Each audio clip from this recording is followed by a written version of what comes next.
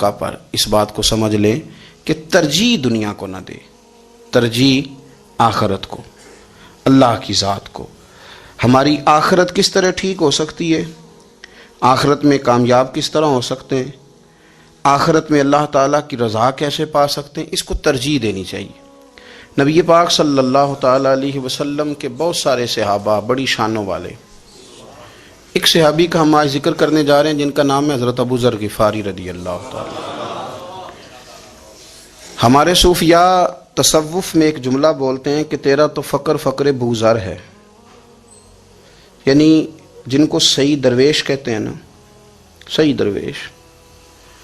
مولا علی شیر خدا رضی اللہ تعالیٰ عنہ فرمایا کرتے دو ہی تو بندے ہیں جو رب کے رستے میں کسی شے کی پرواہ نہیں کرتے۔ حضور کون سے؟ فرمایا ایک ابو ذر غفاری ہے اور دوسرے علی المرتضیٰ ہے۔ مولا علی فرمایا کرتے یہ نا مسلمانوں میں سے چوتھے یا پانچویں مسلمان ہیں۔ شروع سے ایک سلیم الطبع آدمی، کچھ لوگ طبعاً بڑے نفیس ہوتے ہیں، طبعاً ہی اللہ کی طرف سے شروع سے ہی۔ ان کا جو قبیلہ تھا بنو غفار وہ راہزنی کرتا تھا، لوگوں کو لوٹ لیتا تھا۔ شروع میں یہ کام کیا لیکن جب کچھ لوگوں کی چیخیں کانوں میں گئیں تو چھوڑ دیا، فرمایا نہیں یار طبیعت نہیں مانتی۔ اور نبی پاک کا کلمہ پڑھنے سے پہلے ہی بتوں کی پوجا چھوڑ کے رب کی عبادت شروع کر دی۔ لوگ پوچھا کرتے تھے آپ عبادت تو کرتے تھے پر منہ کدھر کرتے تھے؟ فرماتے تھے جدھر وہ کرا لیتا تھا کر لیتے تھے۔ کسی نے انہیں بتایا کہ مکے میں ایک شخص ہیں جنہوں نے اعلان نبوت کیا ہے، آپ کی طرح کی باتیں کرتے ہیں۔ انہوں نے اپنے بھائی کو بھیجا، ان کا نام انیس تھا، پتہ کر کے واپس آئے، بھائی کہنے لگے ابو ذر، ان کا نام جندب ہے، اصل میں ذر ان کے بیٹے کا نام ہے اور کنیت سے زیادہ معروف ہیں، ابو ذر غفاری کہلاتے ہیں۔ فرماتے ہیں کہ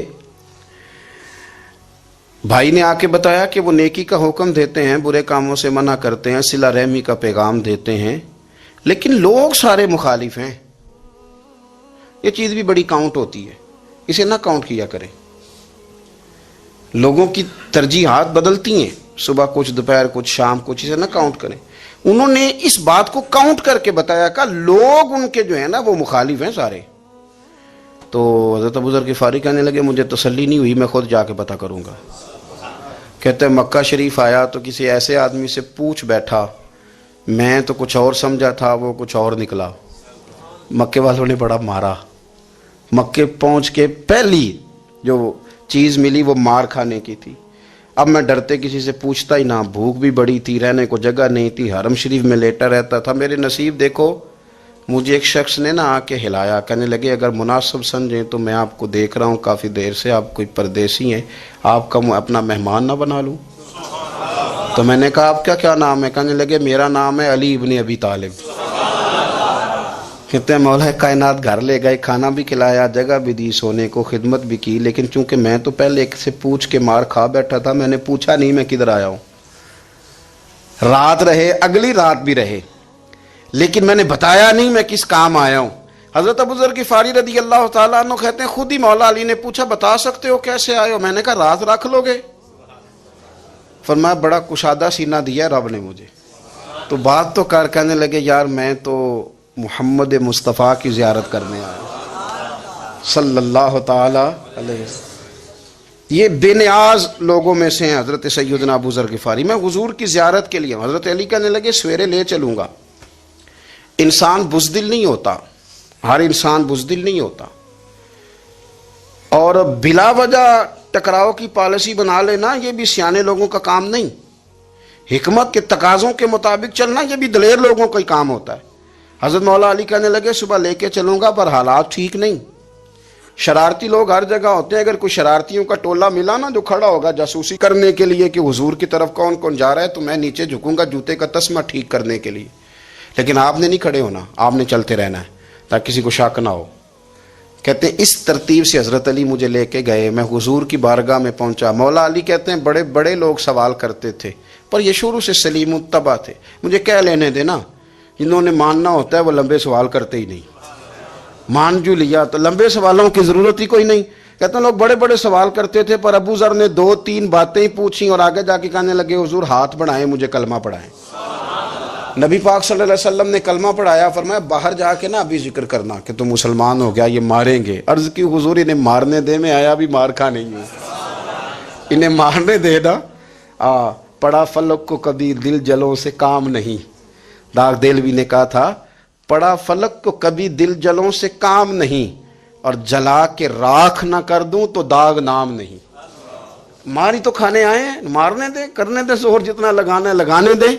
باہر جا کے اعلان کیا، مکے والوں نے مارا، اتنا مارا کہ بے ہوش ہو گئے.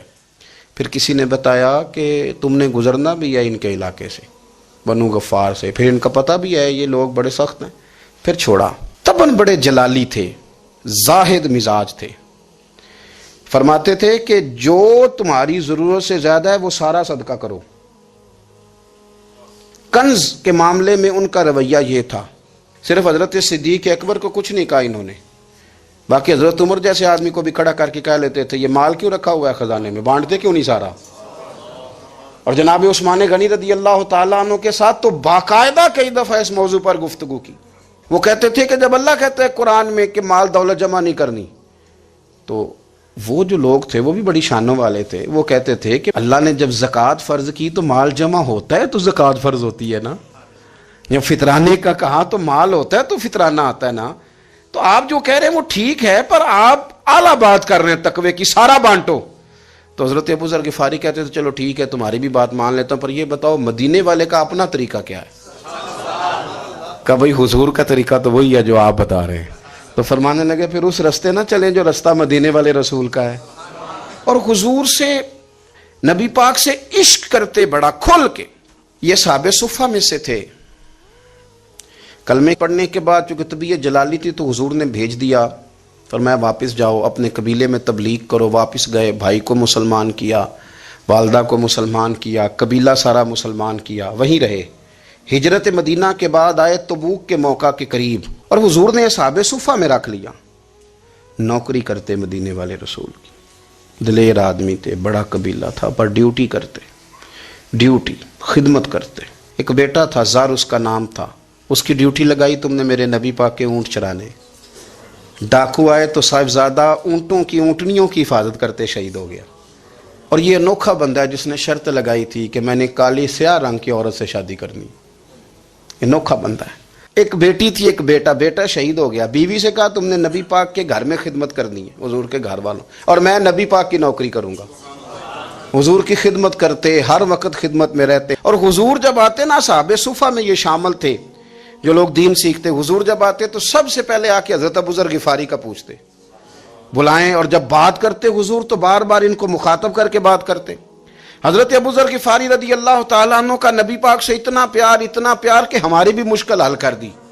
ابو داؤد شریف میں موجود ہے. ایک دن کہنے لگے یا رسول اللہ صلی اللہ علیہ وسلم، اگر کوئی بندہ کسی سے پیار بڑا ہی کرے پر اس جیسے عمل نہ کر سکے، کوشش کرے کرنا. لوگ ہمیں کہتے ہیں نا جی پیار بڑا، عمل بھی تو کرو نا. بھی کرنا چاہیے، پر انسان ہے نا، غلطی بھی تو ہو ہی جاتی ہے. اب ہم عمل نہیں کر سکتے تو تم ہمیں پیار بھی نہیں کرنے دو گے؟ مہربانی کرو، پیار تو کرنے دو نا. حضرت ابو ذر غفاری نے کہا، ابو داؤد شریف میں موجود ہے، یا رسول اللہ صلی اللہ تعالی علیہ وآلہ وسلم، حضور پیار بڑا کرے پر ان جیسے عمل نہ کرے تو حکم کیا ہے؟ تو حضور نے فرمایا پیار سچا کرے، اللہ قیامت کے دن جس سے محبت کرے گا نا اس کے ساتھ ہی دونوں کو اکٹھا فرما دے گا. تو حضرت ابو ذر نے فوراً کہا، حضور پھر مجھے آپ سے بھی بڑا پیار ہے، رب سے بھی بڑا پیار ہے. فرمایا فکر نہ کرنا، جنت میں اکٹھے ہی جائیں گے. اتنی محبت رسول پاک کی ذات کے ساتھ. حضور کی نوکری کرنا. ایک دن خدمت کرتے کرتے سو گئے. حضور مسجد میں آئے پتہ کرنے کہ ابو ذر آرام کر رہا ہے. یہ بھی مزہ ہوتا ہے، خیال رکھنا اپنے درویشوں کا، کیا کھایا کیا پیا، کہاں سوئے. حضور رات کو آئے، یہ سوئے ہوئے تھے. فرماتے ہیں حضور نے میرا انگوٹھا ہلایا، میں اٹھ کے بیٹھ گیا، حضور بھی میرے پاس بیٹھ گئے. اور میں ابو ذر بڑا پیار کرتے ہو؟ سونے آپ کو پتہ ہی ہے. کہا یار تو بڑی نوکری کرتا ہے، ایک دن وہ بھی آئے گا جس دن تجھے میری مسجد اور میرے شہر سے جانا پڑے گا، پھر کیا کرو گے؟ تو عرض کی حضور کسی کی طاقت ہے مجھے آپ کے شہر سے نکالے؟ میں تلوار نکال لوں گا. نبی پاک نے فرمایا تلوار نہ نکالنا، جہاں تمہیں بھیجا جائے چپ کر کے چلے جانا. حضور کب تک؟ فرمایا جب تک اللہ تیری اور میری ملاقات نہیں کرا دیتا، یعنی وصال تک. یہ واحد شخص ہیں کہ حضور کے وصال ظاہری کا وقت آ گیا تو فرمایا کوئی میرے ابو ذر کو بلاؤ. جب یہ آئے تو حضور لیٹے ہوئے تھے، یہ جھکے نبی پاک کی طرف، حضور میں حاضر ہوں، تو حضور نے پکڑ کے سینے کے ساتھ لگا لیا۔ میرے رسول پاک صلی اللہ علیہ وسلم کی خدمت میں ایک دفعہ عرض کرنے لگے، حضور مجھے صوبے کا گورنر بنا دیں۔ تو نبی پاک نے فرمایا، ابو ذر میں عہدے پسند نہیں کرتا، تو تمہیں بھی میں کہتا ہوں عہدہ نہ لینا، تمہیں بھی کہتا ہوں عہدہ نہ لینا۔ فرمایا، ابو ذر میں جو چیز اپنے لیے پسند کروں گا تمہیں بھی اسی کا مشورہ دوں گا، تم بندے اچھے ہو پر یہ کام تمہارے بس کا نہیں ہے۔ بڑے زاہد آدمی میرے رسول کریم صلی اللہ تعالی علیہ وآلہ وسلم نے ان کے بارے میں فرمایا جس طرح نبیوں میں حضرت عیسیٰ علیہ السلام ہوئے، حضرت عیسیٰ دیکھیں نا، انبیاء میں اللہ تعالیٰ نے ہر قسم کی عظمت نبیوں کو دی۔ جناب سلیمان علیہ السلام کا تو تخت بھی ہوا میں اڑتا تھا، جن تک تابع دار تھے، اور نبیوں میں حضرت عیسیٰ بھی ہیں جن کے پاس گھر بھی کوئی نہیں، شادی بھی کوئی نہیں کی، اینٹ سرانے رکھ کے تکیہ بناتے، ایک ان کے پاس کنگھی تھی اور ایک پیالہ تھا۔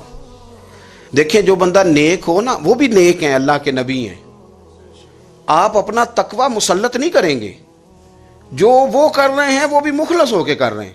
حکومتیں جو چلانی ہیں تو وہ کس نے چلانی ہے؟ اگر نیک بندے نہیں آئیں گے تو غلط لوگ آئیں گے، قوموں پہ ظلم کریں، وہ بھی اپنی جگہ ٹھیک ہے، لیکن یہ جو کر رہے ہیں یہ بات بھی اپنی جگہ بالکل ٹھیک ہے۔ ہم پتہ کیا کرتے ہیں، ہم چیزوں کو مسلط کرتے ہیں، ایک دوسرے پر مسلط نہیں کریں چیزوں کو۔ آپ جو کر سکتے ہیں، جو رستہ آپ کو صحیح لگتا ہے اختیار کر لیں، یہی تو ہمارے دین کا حسن ہے کہ سارے رستے واضح کر کے ہمیں دکھاتا ہے۔ حضرت عیسیٰ علیہ السلام نے ایک دن دیکھا کہ ایک بندہ نا انگلیوں کے ساتھ اپنے بال سیدھے کر رہا ہے، تو آپ نے فرمایا یار کنگھی کے بغیر بھی کام چل سکتا ہے، کنگھی بھی خیرات کر دی۔ دیکھا ایک بندہ ہاتھ کا تکیہ بنا کے لیٹا ہے، تو فرمایا اینٹ بھی دے دو، کسی کے کام آ جائے گی۔ ایک دن دیکھا کہ ایک بندہ نا یوں چلو میں پانی پی رہا ہے، فرمایا پیالہ بھی رہنے دو، اس کے بغیر بھی کام چل ہی جاتا ہے۔ جناب عیسیٰ کا یہ زہد تھا۔ میرے نبی پاک علیہ السلام نے فرمایا جس نے جناب عیسیٰ کا زہد دیکھنا ہو وہ میرے ابو ذر غفاری کو دیکھے، ان کو دیکھے، یہ دنیا میں جناب عیسیٰ کے زہد کے مطابق چلتے پھرتے ہیں۔ ساری زندگی دولت کو، مال کو پسند نہیں کیا۔ جہاں رہتے تھے ایک گورنر صاحب نے 300 دینار تحفے میں بھیجے، تو ایک ہوتا ہے نا بندہ کہتا نہیں نہیں ضرورت نہیں، اور حضور سید عالم صلی اللہ علیہ وسلم نے حضرت عمر سے فرمایا تھا جو خود بخود آ جائے وہ قبول کر لو اللہ کی طرف سے، لیکن ان کا رنگ فقیری والا تھا اور تھوڑا انوکھا تھا۔ 300 دینار آئے تو فرمانے لگے اسے جا کے کہو تمہیں کوئی اور بندہ نہیں ملا دھوکہ دینے کے لیے، میرے گھر ہی مال بھیج دیا ہے۔ فرمانے لگے میرے پاس گدھا ہے سواری کرنے کے لیے، میرے پاس بکریاں ہیں دودھ پینے کے لیے، میرے پاس ایک چادر اضافی ہے سامان میں سے، میں تو ڈرتا ہوں کہ رب کہیں اس چادر کے بارے میں سوال نہ پوچھ لے، اور تم ہو کہ میرے پاس یہ لے کے آئے ہو۔ حضرت عثمان غنی کے پاس جا کے کہا کرتے کتنا لوگوں کے پاس پیسہ آ گیا ہے، ہر بندے کے گھر میں مال ہے، یہ کیا ہو رہا ہے، لوگوں سے کہیں خرچ کریں غریبوں پہ۔ عثمان غنی فرمانے لگے تمہیں تو خوش ہونا چاہیے کہ میرے دور میں لوگ خوشحال ہو گئے ہیں۔ آپ فرمانے لگے نہیں، وہ والا رنگ زیادہ بہتر ہے جو مدینے والے نے اختیار فرمایا ہے، کیونکہ کچا رنگ للاری والا چڑھدا تے لیندا رہندا عشق تیرے دا رنگ محمد، جدوں چڑھ جائے پھر نہیں لیندا۔ آپ کی طبیعت کے اندر دولت سے بیزاری، حضرت ابو درداء، حضرت ابو موسیٰ اشعری، حضرت ابو ہریرہ رضی اللہ تعالی عنہ، یہ سمجھ لیں ان کے کلاس فیلو تھے، ان کے ساتھ پڑھا تھا انہوں نے۔ حضرت ابو ذر غفاری ان پر بھی جلال کرتے۔ آپ یقین کریں کہ طبیعت نا ایسے کیف میں آ گئی ان کو پڑھ کے، ان کو پڑھا جب کچھ دنوں سے تو کچھ انوکھا، یہ انوکھی وجہ ہے، سارے زمانے سے نرالے ہیں، یہ بندے کون سی بستی کے یار اب رہنے والے ہیں، یہ کس طرح کے لوگ ہیں، کیا سوچ ہے۔ حضرت ابو درداء رضی اللہ تعالیٰ عنہ کے گھر کے قریب سے گزرے تو حضرت ابو درداء مکان بنا رہے تھے، کیا جملہ کہا، تڑپ گئی روح۔ فرمانے لگے ابو درداء تجھ سے مجھے یہ امید نہیں تھی یار۔ فرمایا کیا ہوا؟ فرمانے لگے اب تیرا مکان بنانے کے لیے بھی اللہ کے بندوں کی پشتوں پر اینٹیں رکھی جائیں گی، تیرا مکان بنانے کے لیے رب کے بندوں کی پشتوں پر اینٹیں تیرے لیے۔ حضرت ابو درداء نے گردن جھکا لی، فرمایا یار جہاں تو ہے نا تو بالکل ہی ٹھیک کہتا ہے۔ کیوں؟ میرے نبی پاک صلی اللہ علیہ وسلم نے فرمایا اس زمین کے اوپر اور آسمان کے نیچے ابو ذر غفاری سے سچا بندہ کوئی نہیں، ان سے زیادہ سچا کوئی نہیں. فرمایا تو ٹھیک کہتا ہے یار, صحیح کہتا. حضرت ابو موسیٰ اشعری رضی اللہ تعالیٰ عنہ کو گورنر بنا دیا گیا عراق کا. اب حضرت ابو موسیٰ اشعری صحابہ میں ایک بڑے جلیل القدر صحابی ہیں, اور ان کی عظمتیں, رفتیں, بلندیاں کیا کہنا, بڑی گہری دوستی تھی. لیکن جب وہ گورنر بن گئے نا, تو آپ نے فرمایا بس بھائی اب تو نے عہدہ لے لیا ہے, یہ بندے کو ٹھیک نہیں رہنے دیتی چیزیں, اب تو عہدے میں چلا گیا. بڑی مدت کے بعد ملاقات ہوئی حضرت ابو موسیٰ اشعری کے ساتھ. وہ دوڑ کے آئے حضرت ابو ذر غفاری کے گلے ملنے, میرا بھائی میرا بھائی. فرمایا پیچھے ہٹ جا, میں نہیں تیرا بھائی, تو گورنر ہے, میں غریب آدمی ہوں, اپنا کام کر. پھر دوڑ کے آئے, فرمایا ابو ذر تو میرا بھائی ہے یار, اکٹھے پڑھتے تھے حضور. فرمایا نہیں, جا تو نہیں میرا. پھر آئے, جانتے تھے نا یہ سچا بندہ ہے, یہ سچا بندہ ہے, یہ تقریروں والا نہیں, صرف وعظوں والا نہیں, اس کے اندر بھی بڑی سچائیاں ہیں. قریب آئے, آ کے کہا یار تو میرا بھائی ہے, میرے سینے لاگ. فرمانے لگے تو تیسری بار آیا ہے, مومن ہے, میں منہ نہیں موڑ سکتا, پر پہلے مجھے بتا گورنر بننے کے بعد تو نے مکان کتنے بنائے, باغ کتنے لگائے, چکیاں کتنی لگائیں, کتنے تو نے چیزیں بنائی ہیں, پہلے بتا. تو ابو موسیٰ اشعری نے ان کا ہاتھ پکڑا, رونے لگے, کہنے لگے جس محبوب سے تو نے تربیت لی ہے میں بھی انہی کا نوکر ہوں. جن کپڑوں میں عراق گیا تھا میرے آج بھی وہی ہیں یار. کیا بات کرتا ہے تو, میرے وہی ہیں. مجھے بتا اگر یہ عہدے خدمت کے ہم نہیں لیں گے تو پھر کیا ظالموں کو دیں گے, غیروں کو دیں گے؟ نہ کر, کچھ نہیں بنایا. حضرت سیدنا ابو موسیٰ اشعری رضی اللہ تعالیٰ عنہ روئے, اور جب کہا نا کوئی شے نہیں میرے پاس, تو فرمایا اچھا چل آ جا, پھر سینے لگ جا, تو واقعی میرا بھائی ہے.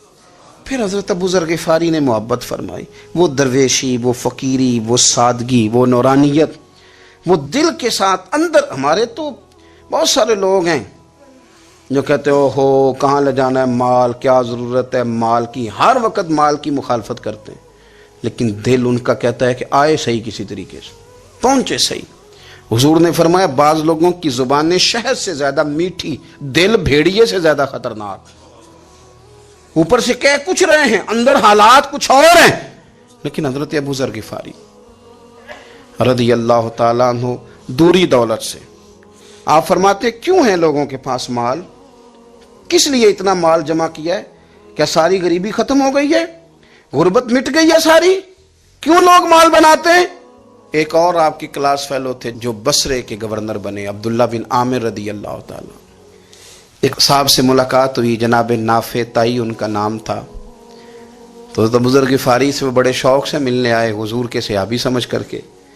فرمایا کہاں کے رہنے والے ہو, کہا میں تو بصرے کا رہنے والا ہوں. فرمایا وہاں میرے ایک کلاس فیلو ہیں عبداللہ بن عامر, کہا وہ تو آج کل گورنر ہیں. فرمایا میرا ایک پیغام دے دو گے اس کو جا کے, کہا حضور دے دوں گا. فرمایا اس سے جا کے کہنا تو گورنر بن کے بھی زندہ ہی ہے, اور میں پانی کا پیالہ پیتا ہوں, کھجور کھاتا ہوں, اور رب کی عبادت کرتا ہوں, میں بھی تو زندہ ہی ہوں نا, تو بھی زندہ ہی ہے, اس سے آگے کچھ نہیں ہے. اور میں کھجور کھاتا ہوں, پانی کا پیالہ پیتا ہوں, میں بھی تو زندہ ہوں نا. اللہ اکبر. نافع تائی کہتے ہیں اس پیغام کی سمجھ نہیں آئی, لیکن میں لے کے گیا. عبداللہ بن عامر سے میری ملاقات ہوئی, تو میں نے کہا جی ایک پیغام دینا ہے, تو انہوں نے کچھ توجہ نہیں کی. جب میں نے بتایا نا کہ حضرت ابو ذر غفاری کا پیغام ہے, تو ان دونوں آنکھیں کھول دیں, کہنے لگے جلدی بتاؤ انہوں نے کیا کہا ہے. فقر اور درویشی کے رستے پہ چلنے والوں کے امام سیدنا ابو ذر غفاری نے کیا کہا ہے. تو کہتے ہیں مجھے پاس بٹھا لیا, شفقت فرمائی, کہنے لگے اب بتاؤ انہوں نے کیا کہا ہے. تو عرض کرنے لگے انہوں نے کہا ہے کہ تو گورنر ہے, تو بھی زندہ ہے, اور میں کھجور کھاتا ہوں, پانی پیتا ہوں, رب کو یاد کرتا ہوں, میں بھی تو زندہ ہی ہوں نا. کہنے لگے ایک دفعہ پھر کہے. کہا انہوں نے کہا تھا کہ میں کھجور کھاتا ہوں, پانی پیتا ہوں, عبادت کرتا ہوں, میں بھی تو زندہ. کہا ایک دفعہ پھر کہے.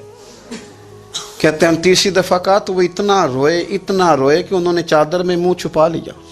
کہنے لگے یار وہ ٹھیک ہی کہتا ہے, وہ صحیح کہتا ہے. اتنا مال, اتنے عہدے, اتنی چیزیں, اتنا کچھ جمع کر کے رکھا ہے, ان کا حساب دینا, ان چیزوں کہ اللہ کے حضور کیا عذر پیش کریں گے، کس طرح رب کی بارگاہ میں بتائیں گے کیا وجہ تھی، کن چکروں میں ہم نے زندگی گزار دی۔ سیدنا ابو ذر غفاری رضی اللہ تعالیٰ عنہ نے اپنی حیات مبارکہ ساری کی ساری فرماتے تھے کہ ہم نہیں عمل کریں گے تو کون کرے گا۔ وہ خاص سادگی، وہ خاص، اور پتہ میرے نبی پاک نے کیا فرمایا؟ فرمایا مجھے میرے رب نے حکم دیا ہے کہ میں 4 لوگوں سے پیار کروں۔ اللہ اکبر، کاش کبھی آپ اس حدیث کے جملوں کو سمجھیں۔ اور یار اللہ نے حکم دیا ہے محبوب پیار کرے، حضور کس سے؟ تو پہلے 3 مرتبہ نبی پاک نے ایک ہی شخص کا نام لیا، فرمایا علی سے، علی سے، علی سے، پھر فرمایا ابو ذر غفاری سے، پھر فرمایا جناب مقداد سے، پھر فرمایا سلمان فارسی سے۔ رب نے مجھے کہا ان سے پیار کرو۔ حضرت ابو ذر غفاری تبوک کے موقع پر نا اونٹ پہ بیٹھے تھے، پیچھے رہ گئے، اونٹ پر بیٹھے تھے تو پیچھے رہ گئے، اونٹ سست تھا، تھک گیا، چل نہیں رہا تھا۔ حضرت ابو ذر غفاری رضی اللہ تعالیٰ عنہ پہلے تو اسے لے گئے یہ گاؤں میں کہ اونٹ بیمار ہو گیا، اس کا علاج کرایا، لیکن جب وہ ٹھیک نہ ہو سکا نا تو اونٹ وہیں چھوڑ دیا۔ حضور صلی اللہ علیہ وسلم کے پیچھے ضرور پہنچنا ہے میدان تبوک میں، تو جو سامان تھا وہ سارا پشت پہ رکھا اور اکیلے ہی چل دیے، تنے تنہا اور پیدل۔ سامنے سے گرد اڑتی ہوئی نظر آئی تو لوگوں نے کہا حضور پتہ نہیں کون آیا ہے۔ فرمایا تمہیں نہیں پتہ، مجھے تو پتہ ہے نا، ابو ذر غفاری آیا ہے، ابو ذر غفاری آئے۔ پھر حضور نے فرمایا یمشی واحدہ و یموت واحدہ و یبعث واحدہ، فرمایا یہ تنہا چلتے ہیں، یہ تنہا ہی دنیا سے جائیں گے، تنہا ہی اٹھائے جائیں گے، تنہا تنہا چلتے ہیں، تنہا ہی دنیا سے جائیں گے، انتقال تنہا ہی اٹھائے جائیں گے۔ جو بہت زیادہ سختی کرنے لگے صحابہ پہ، بہت زیادہ، تو حضرت عثمان غنی رضی اللہ تعالیٰ عنہ نے فرمایا کہ آپ اپنے مزاج کے لحاظ سے تو درست ہیں، پر جو چیز آپ طاری کرنا چاہتے ہیں جب شریعت گنجائش دیتی ہے تو آپ کیوں اتنی سختی فرماتے ہیں؟ تو فرمانے لگے ٹھیک ہے پھر مجھے ربضہ جانے کی اجازت دے دو۔ ربضہ ایک بستی تھی، جنگل تھا، وہاں کوئی آتا جاتا نہیں تھا، اسی کسے دے کچھ نہیں چلا گئے تو نہ کوئی ہڈا دردی۔ حضور نے کہا تھا نا یمشی واحدہ، تو اکیلا چلے گا، ربضہ چلے گیا۔ حضرت سیدنا عثمان غنی نے کہا یہ کچھ بکریاں لے جاؤ، دودھ پی لیا کرنا۔ فرمایا عثمان مجھے مال کی تو ضرورت پہلے دن سے ہی کوئی نہیں، مجھے تو رب رسول کی ضرورت ہے، ان کی کرم نوازیاں میرے ساتھ رہتی ہیں۔ تشریف لے گئے، وہاں تنہا کھجور کے خشک ٹکڑے کھاتے، عبادت کرتے، اللہ کو یاد کرتے۔ بڑے بڑے لوگوں نے آ کے کہا کہ ابو ذر آپ کی بڑی شان ہے، ہمارے ساتھ چلیں۔ فرمایا چھوڑو، کہاں منشور ہم اور کہاں ہنگامے محبت کے، ایک حجرے میں رہتے ہیں، خدا کو یاد کرتے ہیں، ضرورت کوئی نہیں، جہاں ہوں نا وہاں میں ٹھیک ہوں، حاجت نہیں۔ وصال کا وقت آ گیا، دنیا سے جانے کا ٹائم آ گیا، اکیلے ہیں، بیوی ہے اور بیٹی ہے، جنگل کا علاقہ ہے، حج ہو گیا، رستے بند ہو گئے، بیمار ہو گئے۔ اپنی اہلیہ کو بلا کے کہنے لگے اب میں بچوں گا نہیں، اب جانے کا وقت آ گیا ہے۔ میں نے فقیری جو حضور کی دیکھی تھی اس میں نے وقت گزارا ہے، اور دیکھ میں جا بھی فقیری میرا ہوں، لے سجدہ سا توڑ دی پائی، جان بھی دیتی تیرا تیرے، اب جانے کا وقت ہے۔ تو اس طرح کرنا، اگر تیرے پاس کوئی کپڑا ہوا تو مجھے کفن دے دینا، نہ ہوا تو اللہ کے سپرد کر دینا۔ کہا ہم 2 عورتیں ہیں، جنازہ، غسل، کفن۔ فرمایا رب جماعت بھیجے گا میرے لیے، لوگ آئیں گے، میرے نبی پاک نے مجھ سے وعدہ کیا تھا آئیں گے نا لوگ۔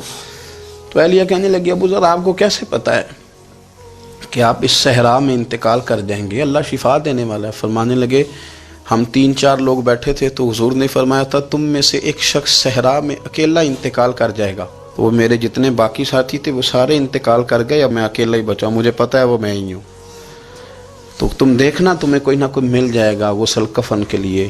آپ کی اہلیہ کہتی ہیں کہ میں اٹھی، کبھی دوڑ کے میں باہر جاتی، سڑک پہ جا کے دیکھتی کوئی گزر رہا ہے، پھر میں آ کے کہتی حج ختم ہو گیا ہے، رستے بند ہو گئے ہیں، کون آئے گا جنگل میں، پھر میں آ کے ان کی تیمارداری کرتی، پھر اٹھ کے جاتی، پھر میں آ کے تیمارداری کرتی. اچانک میری نظر پڑی تو ایک چھوٹا سا قافلہ آ رہا تھا. اس قافلے میں چند لوگ تھے اور سب سے بڑھ کر صحابی رسول حضرت عبداللہ ابن مسعود بھی تھے. میں نے ان کو اشارہ کیا تو وہ دوڑے آئے, کہنے لگے بہن کیا ہے؟ میں نے کہا یہاں ایک شخص ہے, تمہاری تھوڑی سی ضرورت ہے اس کو. تو عبداللہ ابن مسعود کہنے لگے کون ہے بی بی؟ کہتے ہیں میں نے کہا کہ وہ ابو ذر غفاری ہیں. کہتے تڑپ کے روئے عبداللہ ابن مسعود, تڑپ کے. کہنے لگے ابو ذر میرے نبی پاک کا پیارا, میرے ماں بھی اس پہ قربان, میرا باپ بھی قربان, کدھر ہے جلدی بتاؤ. کہتی میں لے آئی. 4-5 لوگ تھے وہ. تو سیدنا ابو ذر غفاری کہنے لگے عبداللہ میرا وصال ہو جائے گا لیکن یاد رکھنا میری بیوی کے پاس کفن کے لیے کپڑا موجود نہیں. وہ لہو سے جنازہ توڑ ہی نہیں پائی, جان بھی دیتی تے رات تیرے, کفن کے لیے کپڑا نہیں ہے. لیکن تم میں سے نا وہ بندہ کوئی کپڑا نہ دے جو کبھی کسی سرکاری عہدے پہ رہا ہو, وہ بندہ میرے کفن کے لیے کپڑا نہ دے کسی سرکاری عہدے پہ رہا ہو. ایک انصاری جوان کہنے لگا ابو ذر میں کبھی کسی عہدے پہ نہیں رہا, اگر آپ میری چادر قبول کر لیں کفن کے لیے تو میں ٹھیک ہے. میں نے نا حضور کے طریقے پر زندگی گزاری ہے, چپ کر کے میرا جنازہ پڑھ دینا اور مجھے کہیں اور نہ لے کے جانا. اسی کسی دے کچھ نہیں لگتے تو نہ کوئی ساڈا دردی, یہیں کسی صحرا میں جنگل میں یہیں کوئی قبر کھود کے مجھے دفن کر دینا, مجھے جانے نہیں ہے کسی جگہ. حضرت عبداللہ ابن مسعود رضی اللہ تعالیٰ عنہ نے جنازہ پڑھایا, اور اس درویش کو جو 5ویں یا 4تھے مسلمان ہیں ان کو وہاں دفن کیا. جب خبر پہنچی نا مدینے تو سب سے زیادہ آنسو مولا علی نے بہائے, سب سے زیادہ حضرت علی نے.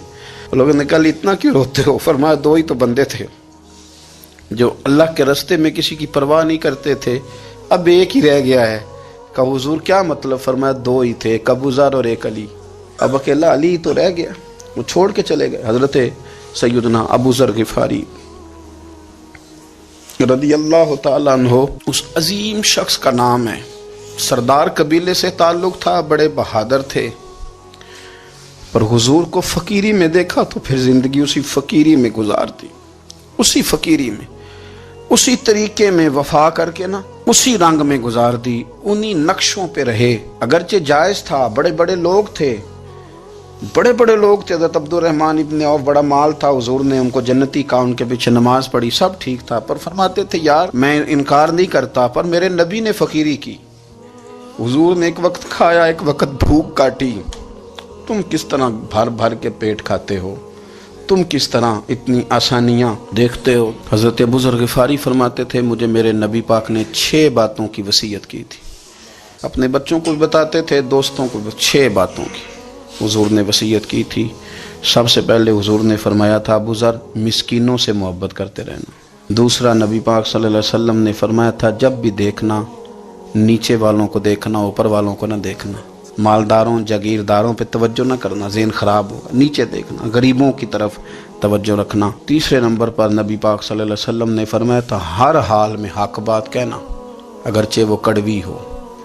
چوتھے نمبر پہ میرے محبوب نے فرمایا تھا اللہ کے معاملے میں کسی کی پرواہ نہ کرنا, کوئی کیا کہتا ہے کہتا رہے, تم رب کے رستے پہ چلتے رہنا, ملامت کی پرواہ نہ کرنا. اور 5ویں نمبر پر میرے نبی پاک نے مجھ سے کہا تھا اگر رشتہ دار تجھ سے تعلق توڑیں بھی نہ تو جوڑ کے رکھنا. عشق سرکار سے دل جس نے سنوارا ہوگا اس کی قسمت کا بلندی پہ ستارہ ہوگا, اس کی قسمت کا بلندی پہ ستارہ